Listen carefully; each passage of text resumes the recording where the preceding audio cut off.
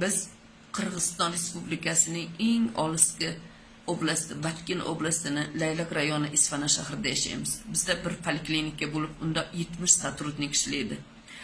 Bizning Batken oblastimizda ham butun dunyoga pandemiya bo'lgan koronavirus qatalgan.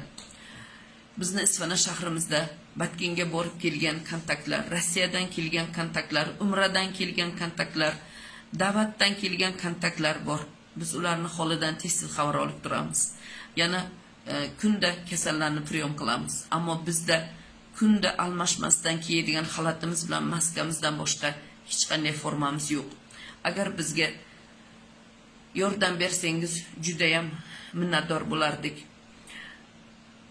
Bizga bir kunlik xarajatimiz uchun 70 sotrudnikka 70 ta bir marta kiyib tashlaydigan xalat, 350 maska, 350 perchatka, 70 antiseptik, 50 ta gradusnik, 100 ta shpatel bir kunlik xarajatimiz uchun kerak. Agar yordam bersangiz juda minnatdor bo'lardik. Alloh sizdan rozi bo'lsin. Rahmat.